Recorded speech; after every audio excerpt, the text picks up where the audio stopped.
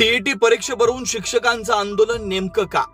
हिवाळी अधिवेशनापूर्वी राज्यव्यापी आंदोलन करून शिक्षकांनी सरकारचं वेधलं लक्ष.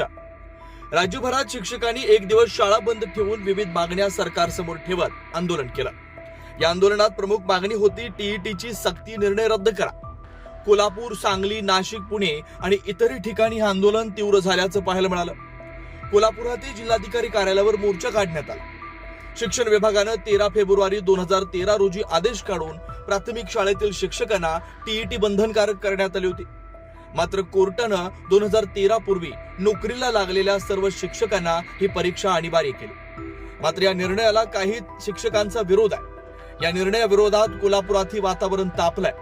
टीईटी परीक्षा अनिवार्य करण्याचा निर्णय रद्द व्हावा यासाठी राज्यभरात शिक्षकांनी मोर्चा काढला.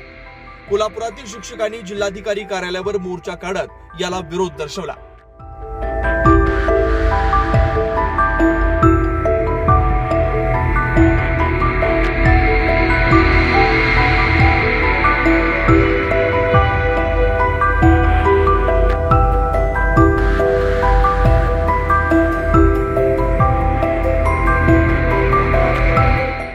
महिन्यापूर्वी सुप्रीम कोर्टाने जो निकाल दिला त्यात प्रत्येक शिक्षकाला 55 वय असणाऱ्या प्रत्येक शिक्षकाला टीईटी ही सक्तीची केली गेली. हा निर्णय शिक्षक बंधूंच्या दृष्टीने फार अन्यायकारक ठरणार आहे. कारण आधीच अशैक्षणिक कामाच्या ओझ्याखाली दडलेला शिक्षक आता परत आणखी त्या टीईटी खाली ओझ्याखाली दबणार आहे. आणि मुलांना शिकवायचं सोडून की टीईटी बाकीच्या जाचकाठी करण्यात बसला तर शिक्षक हे क्षेत्र धोक्यात येईल असा विश्वास वाटतो. आणि या सगळ्या भीतीमुळे आज शिक्षक बंधू रस्त्यावर उतरलाय. मी सरकारला विनंती करू इच्छितो की वेळीच सरकारने पुनर्विचार याचिका दाखल करावी आणि हा निर्णय थांबवावा आणि मुलांना शिक्षक बंधूंना शिकवू द्यावं ही आमची प्राथमिक मागणी राहील. नाही, याच्यामध्ये पहिली आमची मागणी प्रामुख्याने जी आहे ती म्हणजे त्या सुप्रीम कोर्टाचा जो निर्णय लागला टीईटी संदर्भात त्या अनुषंगानं महाराष्ट्र शासनानं पुनर्विचार याचिका दाखल करावी.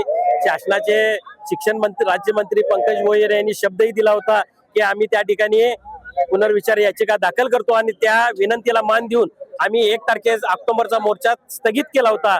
परंतु त्या ठिकाणी शासनानं आमची पूर्णतः फसवणूक केली आणि या ठिकाणी कुठल्याही प्रकारची पुनर्विचार याचिका दाखल केलेली नाही. ही पुनर्विचार याचिका दाखल करावी यासाठीच खऱ्या अर्थानं हा मोर्चा आज पूर्ण महाराष्ट्रभर त्या ठिकाणी आयोजित केलेला आहे.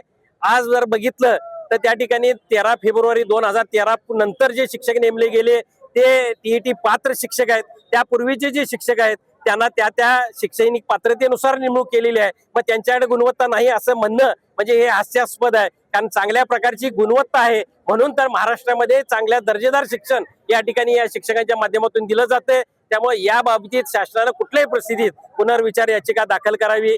याचबरोबर दुसरी मागणी जी आहे ती 15 मार्च 2024 चा जो संच मान्यतेचा निकष याचा आदेश आहे या आदेशानुसार बऱ्याचशा शाळा 0 शिक्षकी किंवा 1 शिक्षकी शाळा होणार आहेत.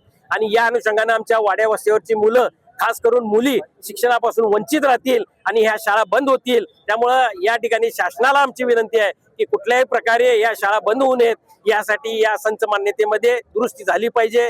आज या ठिकाणी शासनानं आम्हाला दडपशाही करण्याचा जो प्रयत्न चालू केलेला आहे की 1 दिवसाचा पगार कापू. आज आम्हाला संविधानानुसार त्या ठिकाणी अधिकार आहे आंदोलन करण्याचा आणि त्यानुसार आम्ही आंदोलन करतोय. आमचे शिक्षक घाबरणारे नाहीत तर लढणारे आहेत. त्यामुळे या ठिकाणी कुठल्याही प्रकारे शासनाने दडपशाही जरी केली तरी आमच्या हक्कासाठी आम्ही लढणार आहोत. त्यात कुठेही कमी पडणार नाही हे या निमित्तानं सांग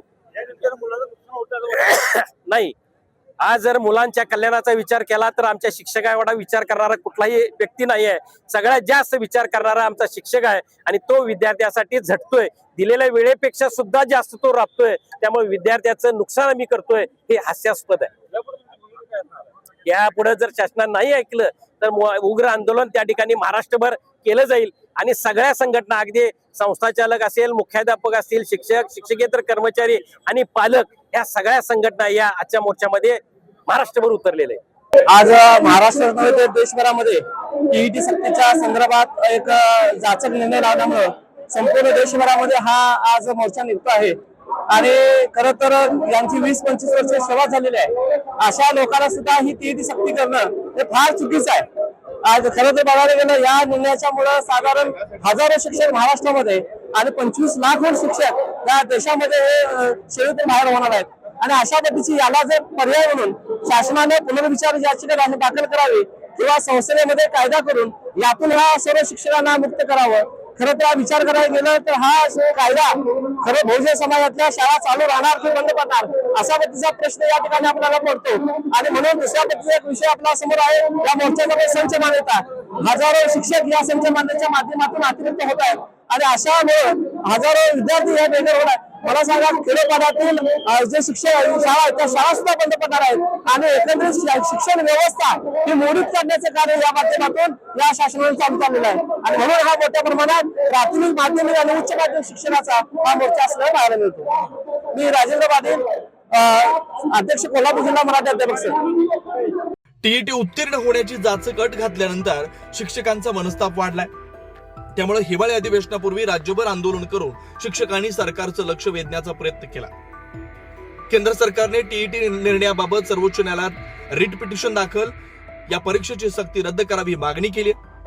सरकारनं हा विषय गांभीर्याने घेतला नाही तरी आंदोलन आणखी तीव्र करणार असा इशारा शिक्षकांचा आहे. अशाच ताज्या अपडेटसाठी महासत्ता न्यूजला सबस्क्राईब करा.